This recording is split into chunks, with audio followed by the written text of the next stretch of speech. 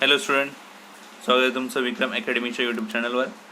आपण आज 11th स्टँडर्डचा economics subject शिकत आहोत. चॅप्टर आहे first, basic concept in economics. तर लास्ट व्हिडिओमध्ये आपण काही कन्सेप्ट पाहिलेले आहेतच, बेसिक कन्सेप्ट. त्याच्यामध्ये मेनली आपण वॉन्ट्स काय असणार आहेत, गरजा कशा असणार आहेत त्याच्याबद्दल पाहिलं होतं. आता आपण पुढे पाहणार आहोत. ठीक आहे, चला तर मग पाहूया. सो आज आपण स्टार्ट करत आहोत पॉईंट नंबर 2. काल पॉईंट 1 पाहिला होता वॉन्ट्स, आज number 2 goods and services. This are popular terms of economics. या महत्त्वाच्या आणि पॉप्युलर टर्म्स आहेत इकॉनॉमिक्समध्ये.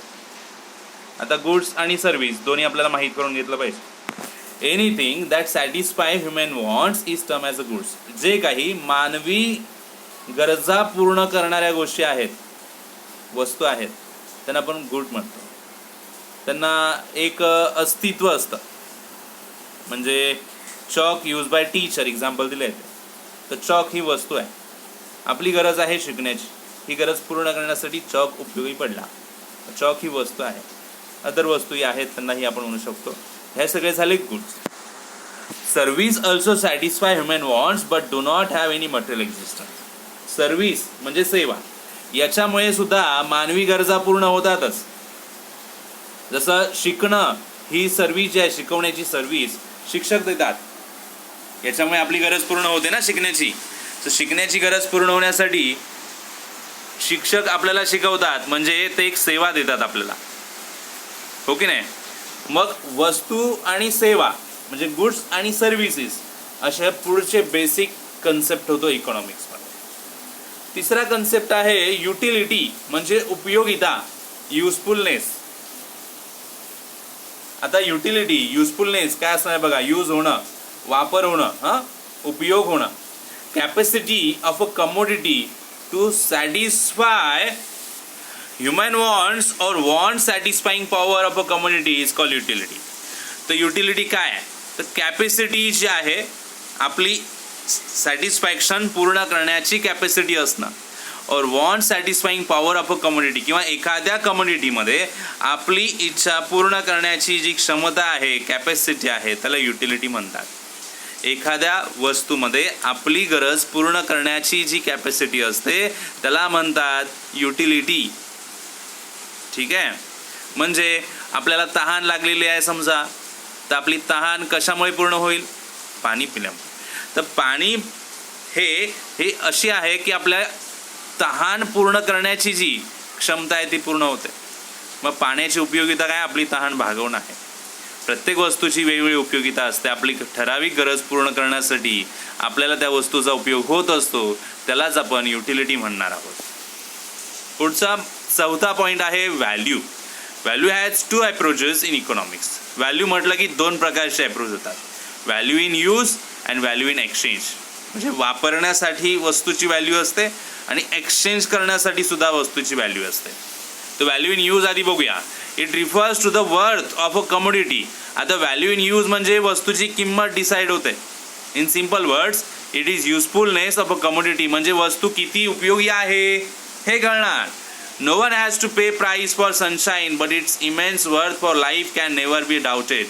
आता आपल्याला माहिती आहे सूर्यप्रकाश आपल्याला किती गरजेचा आहे, पण कोणी त्याच्यासाठी किंमत मोजता का, नाही. पण गरजेचं आहेच ना, त्याची व्हॅल्यू खूप आहे आपल्यासाठी. In economic language sunshine has a high value in use.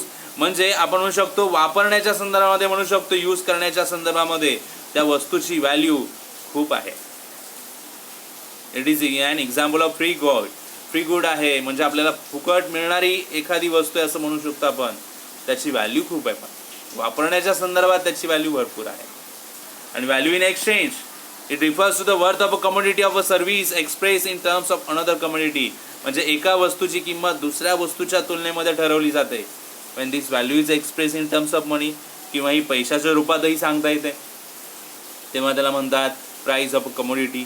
A good which commands a price is term as an economic good. ज्या वस्तूची किंमत सांगता येते त्याला इकॉनॉमिक गुड्स म्हणतात. जसं की टेलिव्हिजन, कार, याची किंमत आपण सांगू शकतो, म्हणजे त्याला व्हॅल्यू इन एक्सचेंज.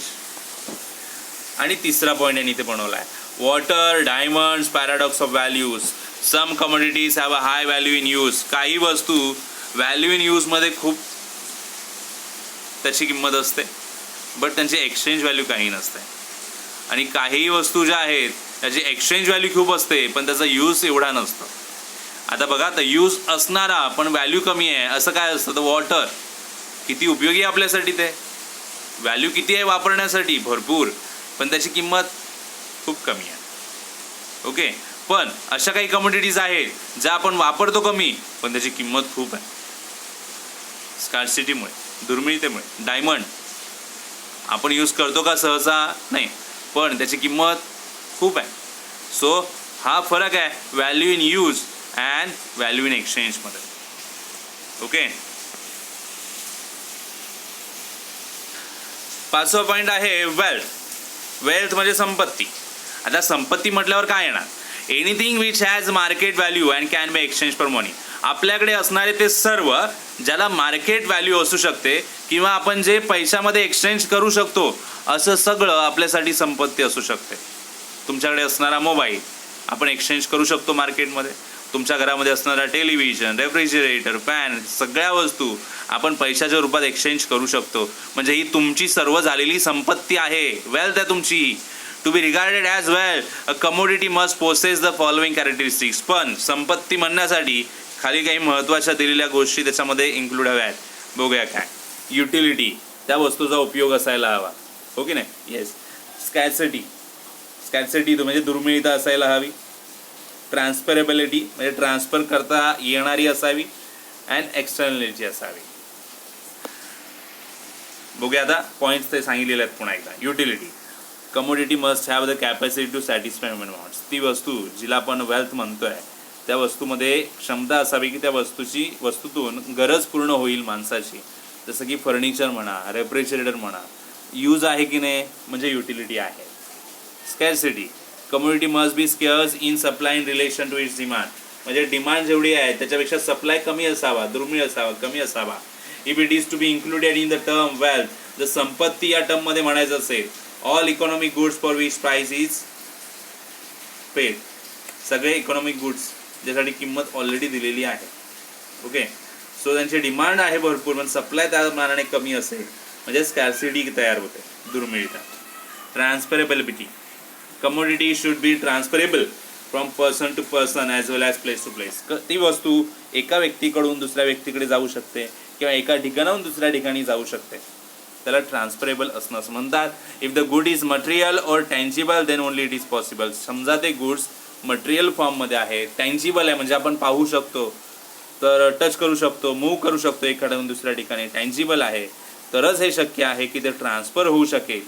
म्हणजे व्हेकल आहे, ज्वेलरी आहे, खूप सारे एक्झाम्पल्स घेता येतील वस्तूंचे. आणि एक्सटर्नलिटी काय? A good can be transfer only if it is external to human body.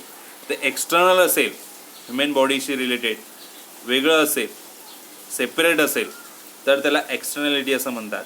For example bag, chair, okay, तो एक्सटर्नल झाला.